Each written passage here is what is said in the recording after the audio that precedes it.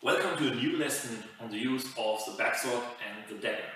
We were already talking a little bit about this combination in earlier videos, and now's the time to have a new one. Now I was talking about the guards we were using, which was of course the double outside guard, which we can see an example in Miller and which is described by Donald McBain. Then we see with Donald McBain something like this. Okay, I will talk about this in a separate lesson. And then I was referring to what I call the high guard. So the high guard is the sword over the head, ready to strike, and the dagger forward. Now we can see this in different sword and dagger traditions.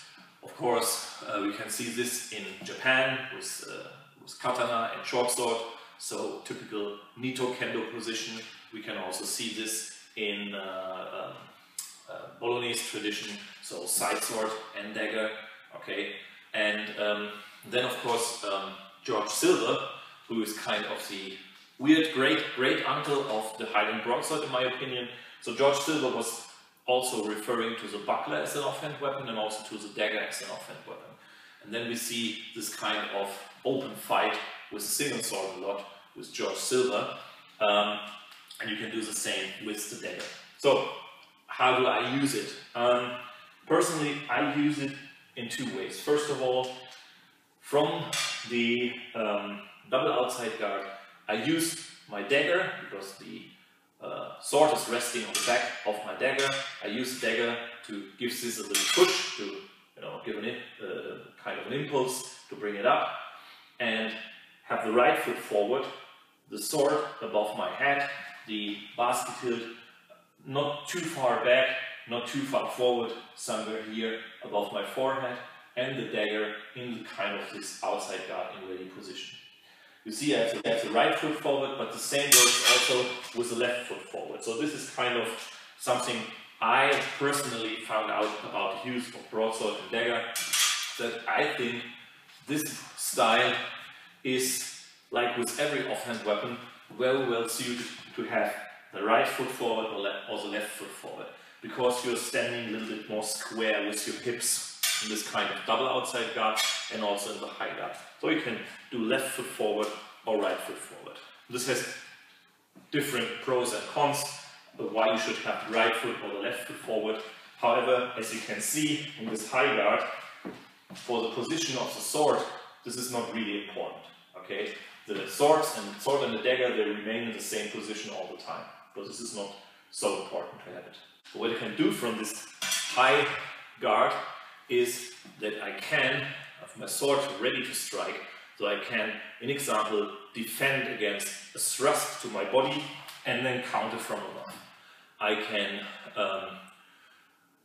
lower my dagger a little bit to present an opening here on my head, and if my opponent cuts to my head with a cut number 1, I parry with the dagger and I can cut down.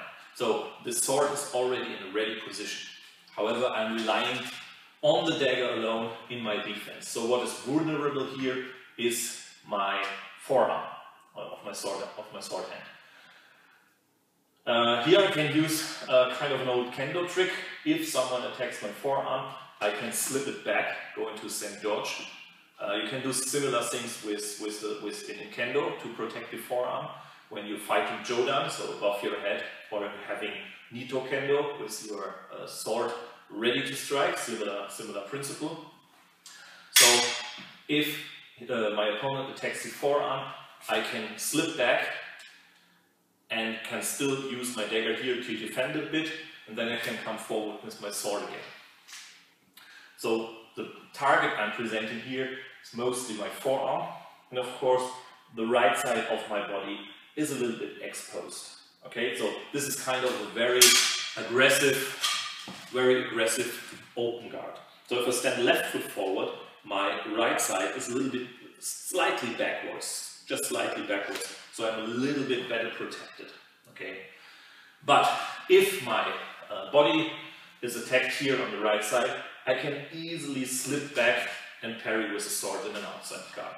So this is no problem. Also when I have the right foot forward, it's the same. Okay, I can just go down and parry with my sword. So the good thing is from here I can do different attacks. I can attack the low line, I can attack the high line, I can attack from the left side, I can attack from the right side. So I have all these kind of possibilities to attack with my sword being already here up high. And the good thing is you can create a lot of pressure with it. You can come forward, pressure. You can use your dagger to feel the opponent, the measurement and whatnot, and then you can go and, for example, bring away his guard and then do a quick strike and go back and cover your head. Very offensive possibilities here.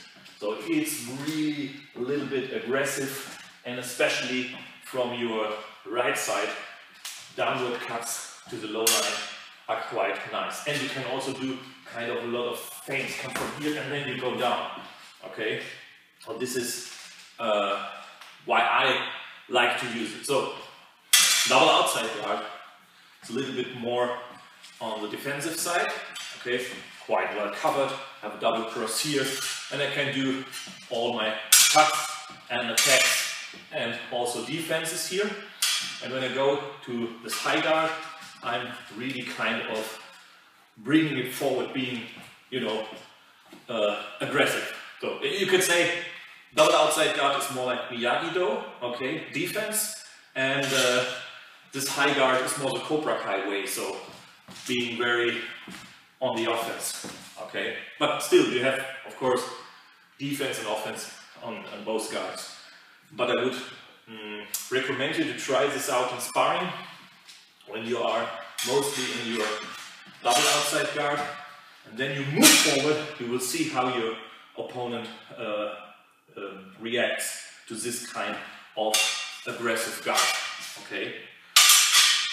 And then you are ready to strike. So this is kind of a quick intro into this guard. I will also show some examples where I'm using this guard with techniques and also in sparring. Personally, I think it works quite nice, and it's a nice addition to this more traditional double outside guard, more on the conservative side. Okay, so this here makes some things interesting to play also on the psychological effect on your opponent. Okay, see you in the next video lesson. Thanks for watching.